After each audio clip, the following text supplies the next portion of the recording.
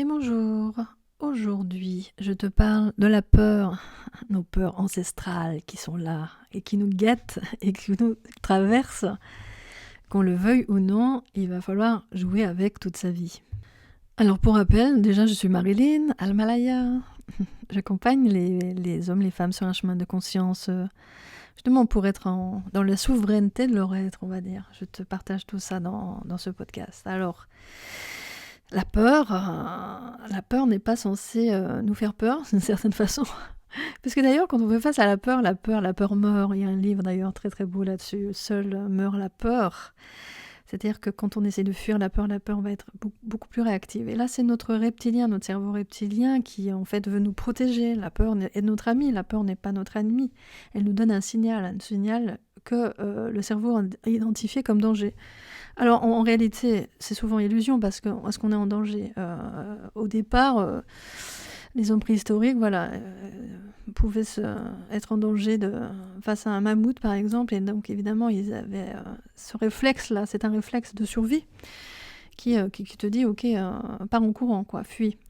Ou attaque. Il y a plusieurs états suite à la peur. Il y a la fuite, il y a l'attaque, et il y a aussi l'état de sidération qui nous met justement en inertie et qui coupe le mouvement. Ça, c'est important ce que je suis en train de dire.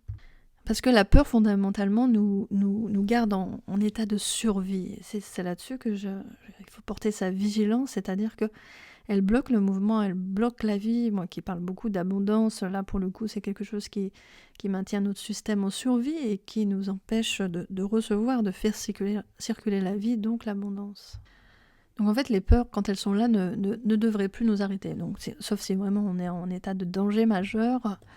La plupart du temps, donc elles sont un signal qui sont parfois un signal réflexe, qui sont des mémoires qui peuvent être transgénérationnelles, c'est-à-dire que de quoi parle cette peur ? Est-ce qu'elle t'appartient ou pas ? C'est la bonne question à se poser, et peut-être rendre là où elle survient, elle est engrammée à l'intérieur de toi, de ton corps, mais peut-être elle n'est pas elle réactive quelque chose qui est dans tes mémoires, des mémoires de quelque chose que tu aurais vécu ou non, donc dans ton transgénérationnel, ça passe dans les lignées, et elle peut-être ne t'appartient pas directement. Ce qu'il est important de saisir, c'est que on peut vivre avec les peurs sans qu'elles prennent le contrôle sur nous. C'est un peu là où je voudrais t'amener aujourd'hui dans ce podcast.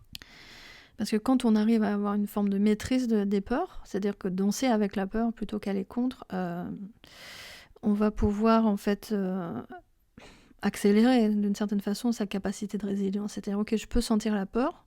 La peur, déjà, si elle est sentie, elle n'est pas pensée. Souvent, on a des pensées de peur. Et si on ramène au ressenti, ça c'est toute la voie que j'ai explorée, la voie tantrique, la voie du sentir de Louis Sansa, ou les voies tantriques, si tu connais Eric Barret, peut-être ça te parle. En tout cas, c'est aussi mon exploration aussi chamanique, dans les pratiques chamaniques, comment on va percevoir la peur dans un état, dans le corps en fait, donc dans le ressenti.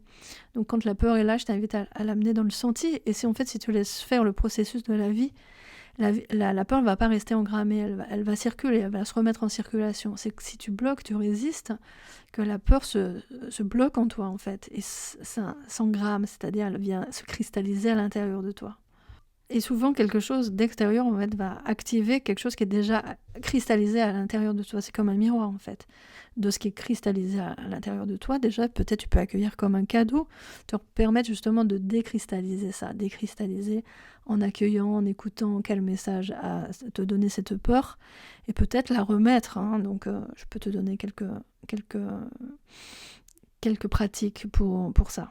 Alors moi, par exemple, j'ai cette pratique-là quand la peur surgit, c'est tu peux demander à l'énergie de cette peur, de ta plus grande peur finalement, ainsi que tous les liens, toutes les causes dans tous les univers et tout ce qui empêche ces énergies de retourner à la source. Donc à retourner à la source, écouter aussi, à remettre à la terre ou à l'univers, au ciel, comme tu as l'habitude de le faire, tout ce qui t'empêche de contacter ta vérité profonde. Parce que finalement, la peur, elle vient s'entraver dans ta vérité profonde, dans ta souveraineté. Elle vient mettre un frein, elle vient stopper ce qui a envie de s'engager. En fait, elle veut te protéger quand toi, tu veux prendre une nouvelle voie, notamment. Elle aime pas du tout. Ton cerveau n'aime pas du tout l'inconnu. Et donc, quand tu cherches à sortir du connu, il veut toujours te ramener au connu. Et donc la peur va surgir, tel un cobra, pour se mettre en travers. Attention, le danger n'y va pas. Donc je te redis aussi des phrases qui peuvent aussi t'aider, mais en fait, c'est pas seulement des phrases, c'est comment tu le vis dans ton corps, toujours dans le sentir.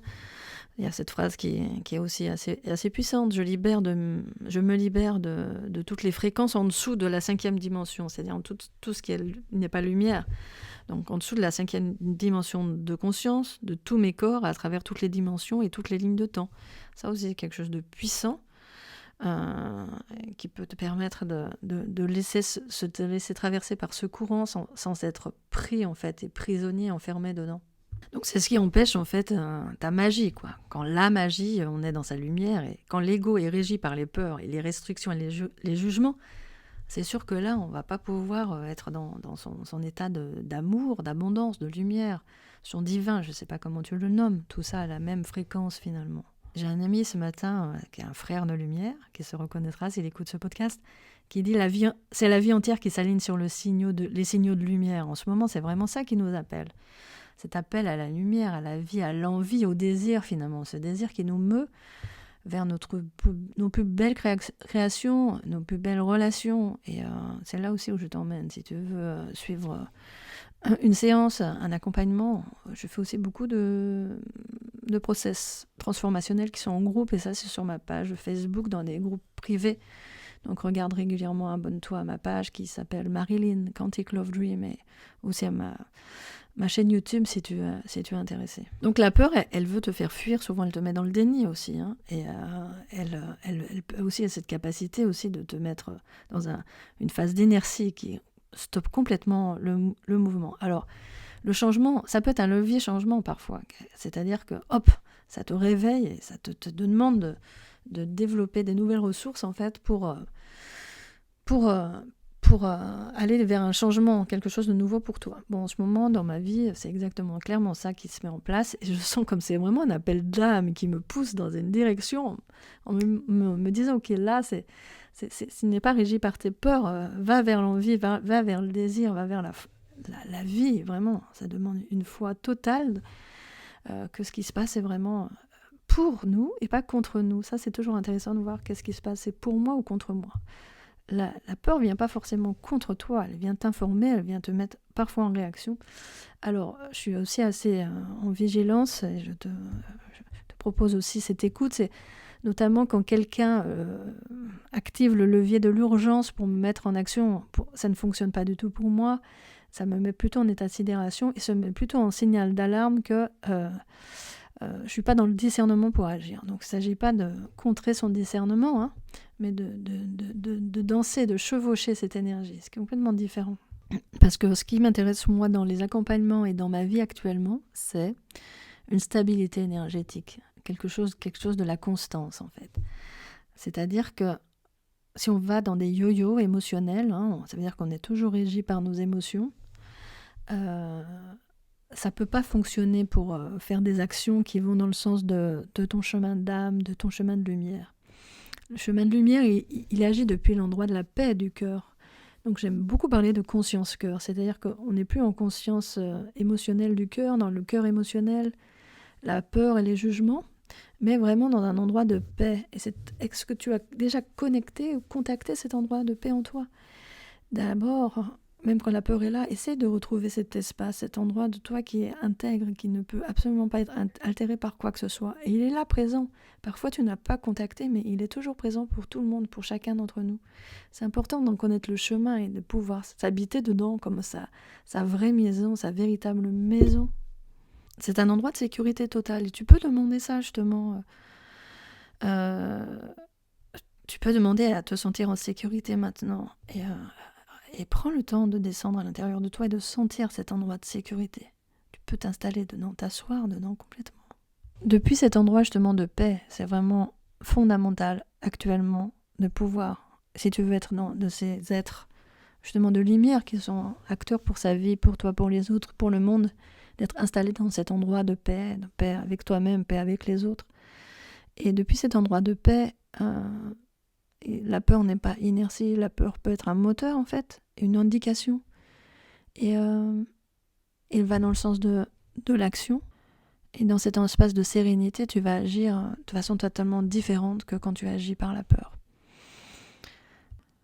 Parce qu'il y aura quelque chose toujours de plus grand que la peur, cet espace d'amour justement, qui peut comme envelopper la peur, pas pour ne pas l'écouter, hein. On n'est pas en train d'être dans le déni de ce qui se passe, mais tu es beaucoup plus grand que ça. C'est-à-dire que quand tu es dans l'unité, dans cette espace de paix, d'unité, il n'y a pas de frontières, il y a quelque chose de beaucoup plus grand qui peut envelopper tout en fait. Et à ce moment-là, les solutions arrivent à toi parce que tu es connecté directement sur la fréquence de la lumière, de l'amour, et c'est ça qui va vibrer avec toi. Si tu veux goûter ce process, c'est avec joie que je t'initie.